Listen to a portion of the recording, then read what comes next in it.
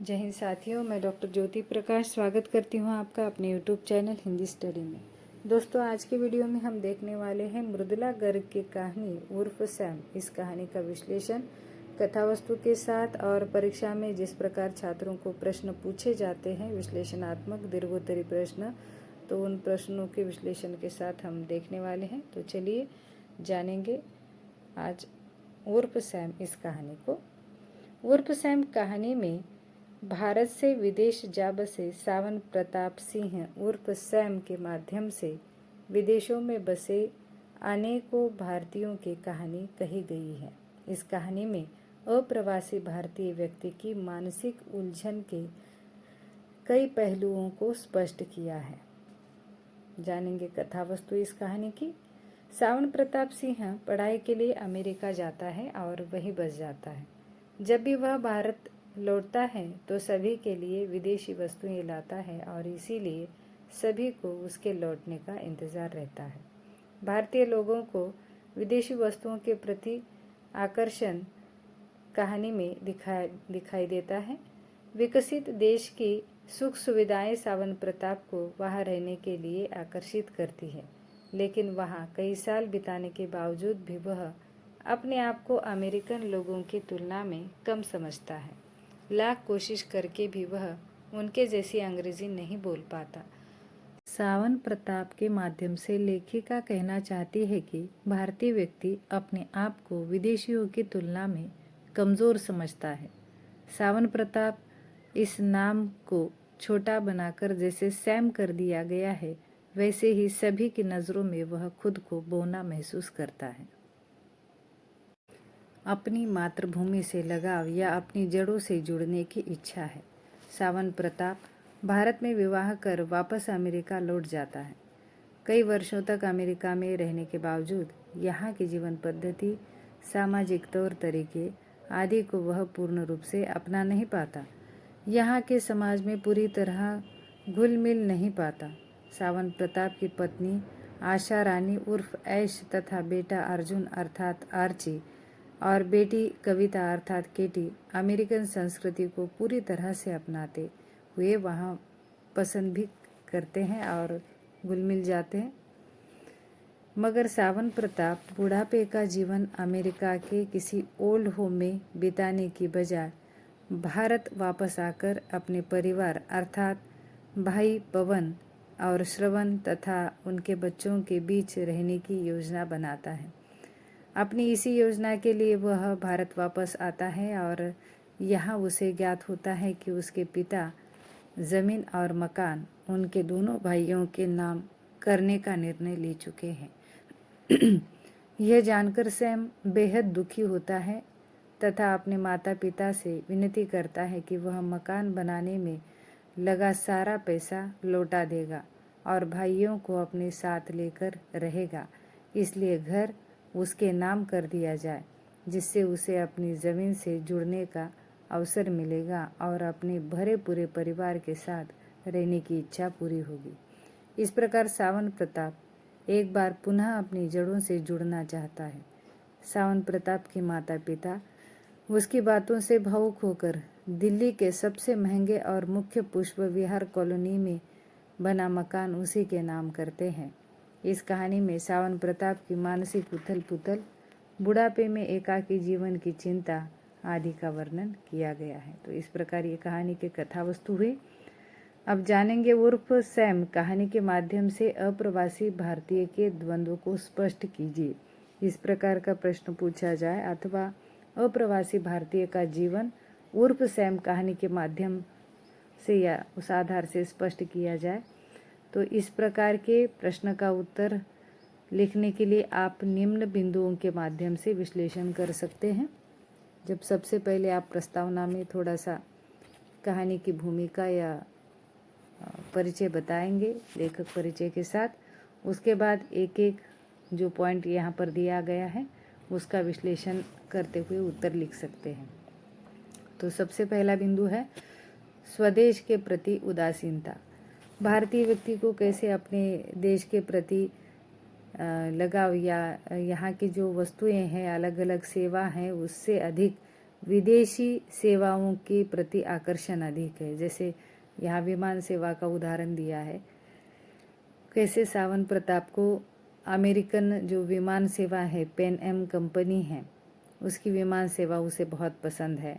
भारतीय air India की सेवा उसे पसंद नहीं है। अंग्रेज़ों को उनकी ब्रिटिश एयरवेज की सेवा पसंद है। जापानियों को उनके अपने देश की विमान सेवा के प्रति बहुत लगाव है और वो अपनी ही विमान सेवा का उपयोग करते हैं जिससे देश को फ़ायदा हो। लेकिन भारतीय व्यक्ति ऐसा नहीं है, वो अपने देश के हित से अधिक अपना स्वार्थ, अपनी इच्छा को ज़्यादा महत्व देता है। और यहाँ पर बताया है कि सावन प्रताप जब भी अपने देश लौटकर आता है तो सारे रिश्तेदार, परिवारजन, मित्र उसके द्वारा अमेरिका से लाई हुई वस्तुओं के प्रति बहुत ज़्यादा आकर्षित होते हैं, भले ही उसकी क्वालिटी या योग्यता भारतीय वस्तु से निचली रहे। उससे भारतीय वस्तुओं में अमेरिका की वस्तुओं से भी बहुत ज़्यादा अच्छी वस्तुएं प्राप्त होती है, लेकिन भारतीय व्यक्ति को फॉरेन रिटर्न व्यक्ति के प्रति, भारतीय व्यक्ति को विदेशी वस्तुओं के प्रति कितना लगाव रहता है, ये भी यहाँ पर दिखाया है। साथ ही जब वह विदेश से लौटता है और किसी कार्यक्रम में सम्मिलित होता है और मंच पर उसे बोलने के लिए कहा जाता है, तब वह हिंदी में यदि शुद्ध हिंदी में बोलेगा तो उसे अनपढ़ गंवार समझते हैं एक तरह से, लेकिन यदि वो अंग्रेज़ी में भाषण करता है तो उसे विद्वान माना जाता है। जबकि अपने देश की भाषा के प्रति भारतीय व्यक्ति को आदर होना चाहिए, लगाव होना चाहिए, लेकिन विदेशी वस्तुओं के प्रति जैसे लगाव है वैसे विदेशी भाषा के प्रति भी लोगों को लगाव है।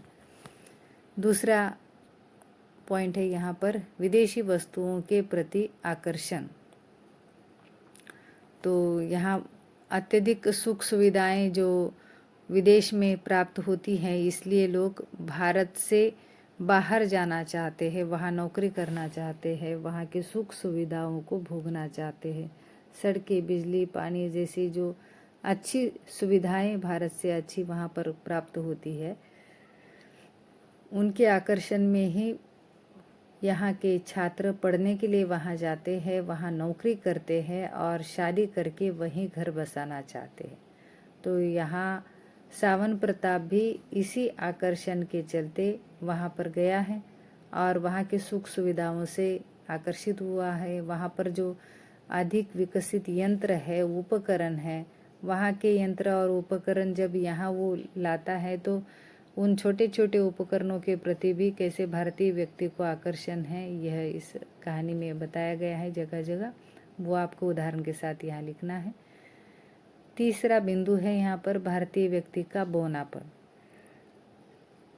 अमेरिका में रहकर सावन प्रताप अपने आप को बौना अर्थात छोटा महसूस करता है और सावन प्रताप के माध्यम से हर भारतीय व्यक्ति की मानसिकता को लेखिका ने बताया है।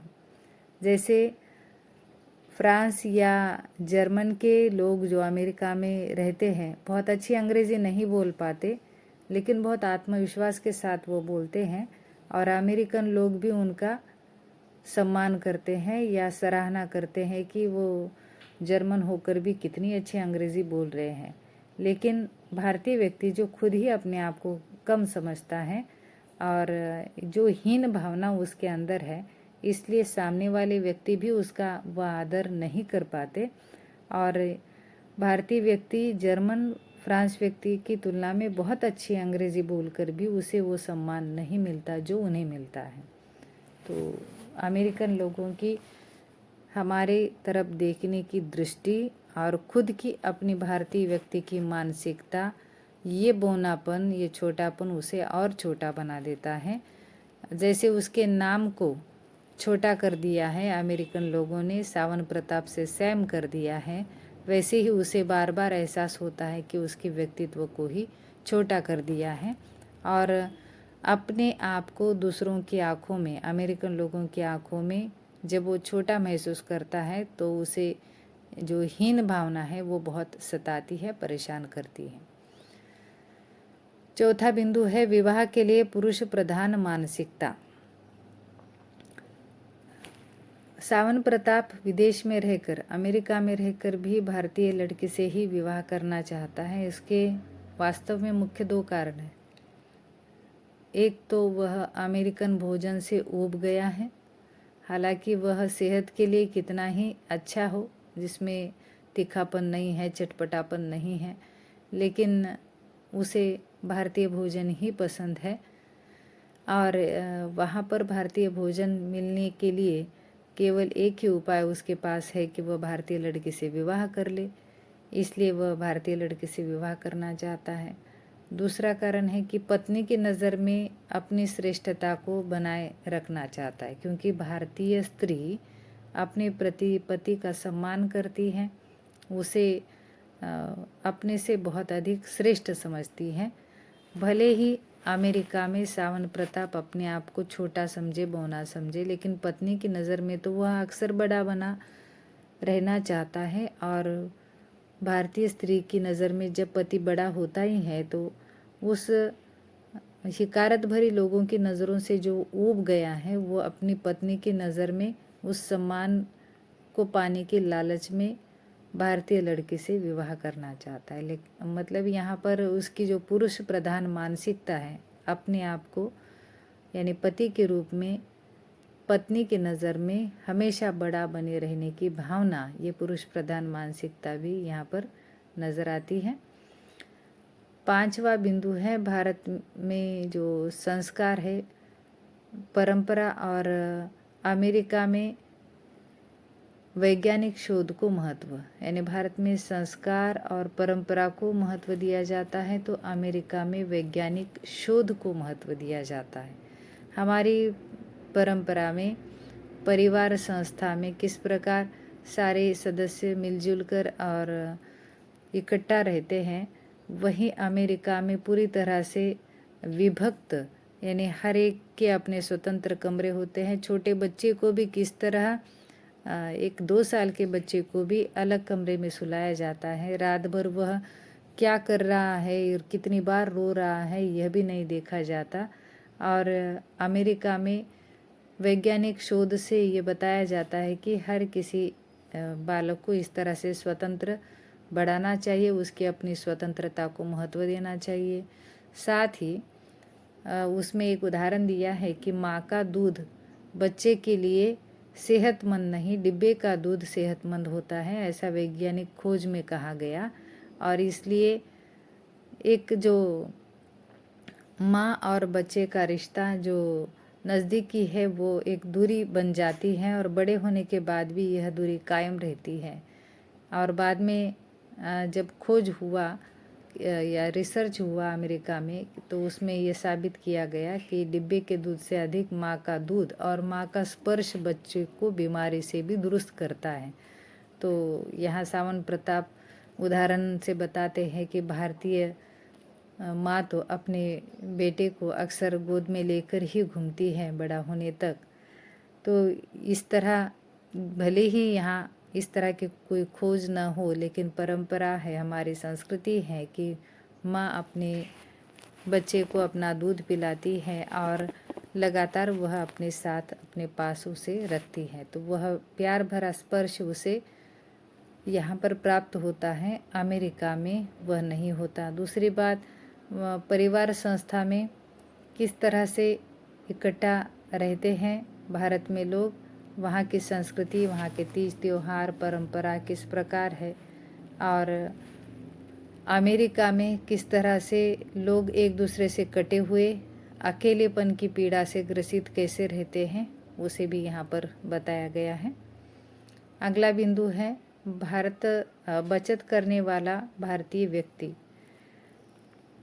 बचत का संस्कार हमें बचपन से ही भारतीय व्यक्ति को सिखाया जाता है। यहाँ कैसे उसके ताऊ सावन प्रताप को सिखा चुके हैं कि हमें अपने उज्जवल भविष्य के लिए सदैव बचत करके रखनी चाहिए। जो व्यक्ति अपने आने वाले समय का नियोजन नहीं करता, तो वो किस तरह से अपने जीवन को नर्क में ढकेल देता है, यह कहानी में बताया है। और अमेरिकन व्यक्ति किस तरह से अक्सर बोझ तले दबा हुआ रहता है, वह अपने भविष्य का नियोजन नहीं करता या बचत करने की भावना उनमें नहीं होती है। तो जो सुख सुविधाएं हैं उसे भोगते हुए जीने की कोशिश की दौड़ में ये लोग लगे हुए रहते हैं। इसलिए जो कुछ पैसे हैं, जो कुछ कमा रहे हैं, उसमें वो सारी सुख सुविधाओं को भोग रहे हैं।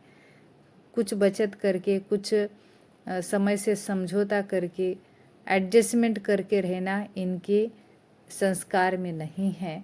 यह यहाँ पर उन्होंने बताया है एक अंतर जो भारतीय व्यक्ति और अमेरिकन व्यक्ति में नज़र आता है।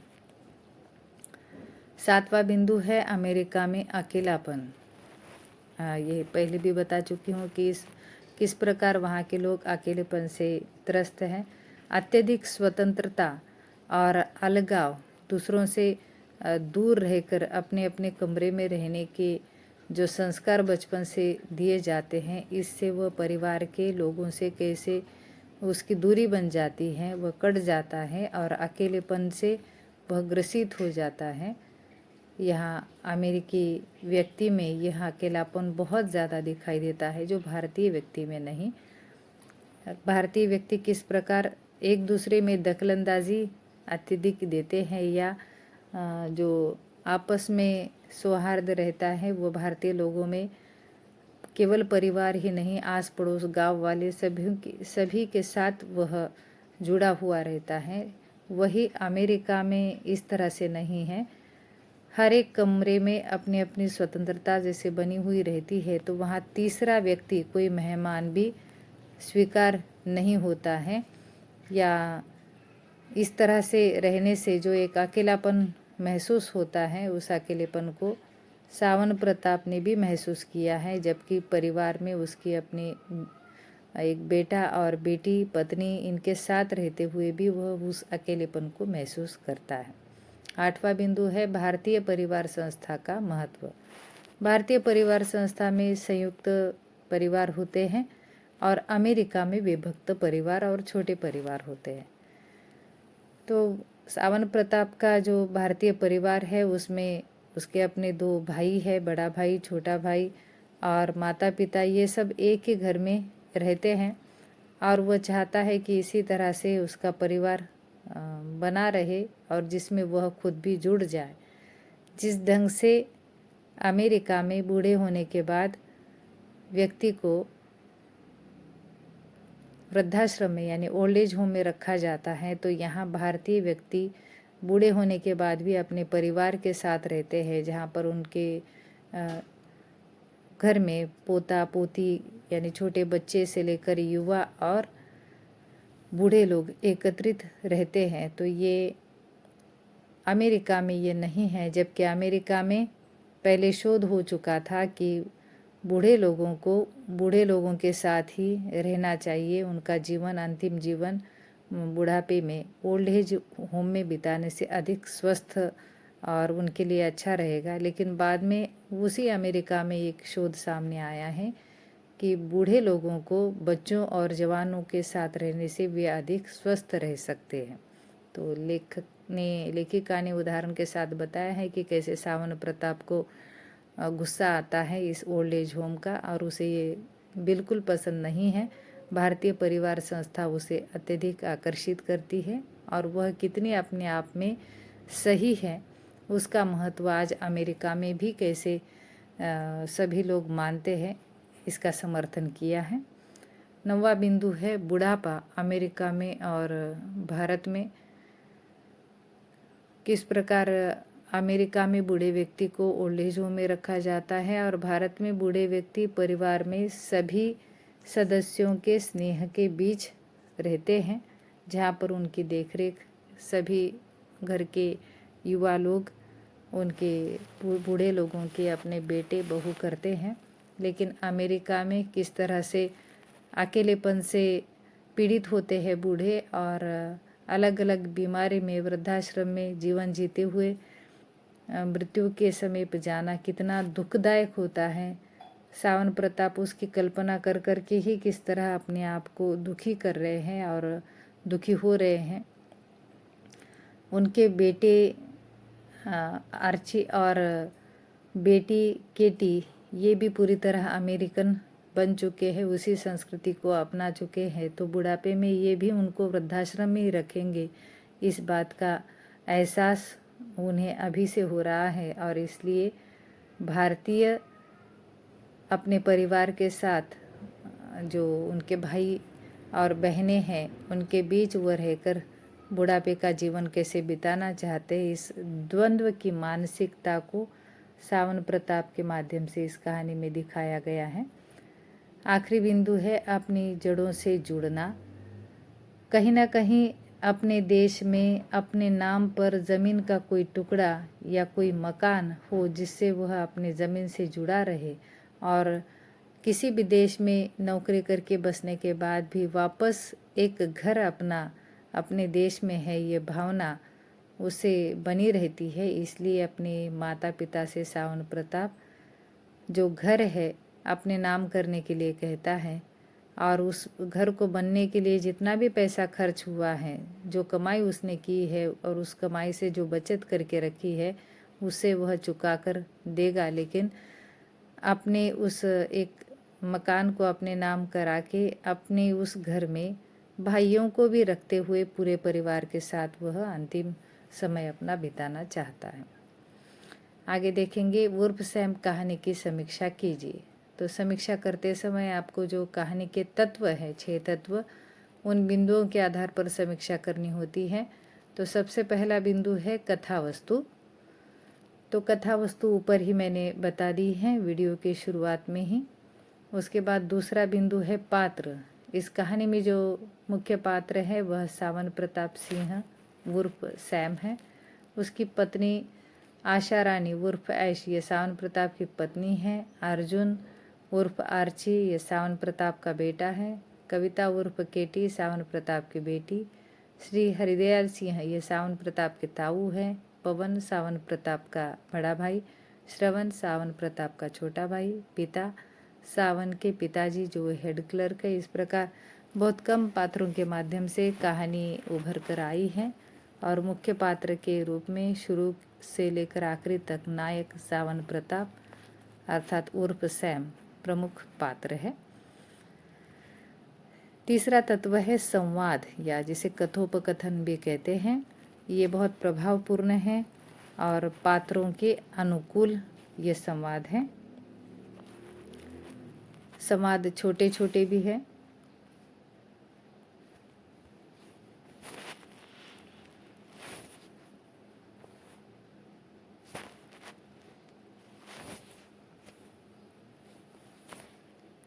उसके बाद चौथा तत्व है देश काल और वातावरण।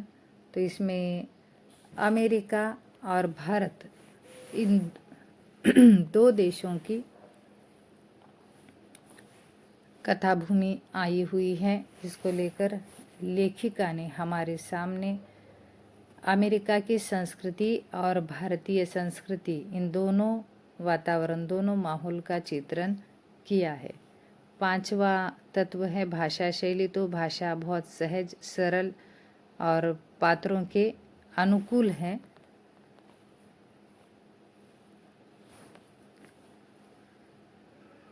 ये बहुत महत्वपूर्ण तत्व होता है भाषा शैली। तो शुद्ध खड़ी बोली हिंदी में कहानी लिखी गई है। छठा तत्व है उद्देश्य। किसी भी कहानी का कोई ना कोई उद्देश्य होता है। तो उर्फ सैम इस कहानी का उद्देश्य है प्रवासी भारतीय की उलझनों को व्यक्त करना या भारतीय संस्कृति के महत्व को स्थापित करना।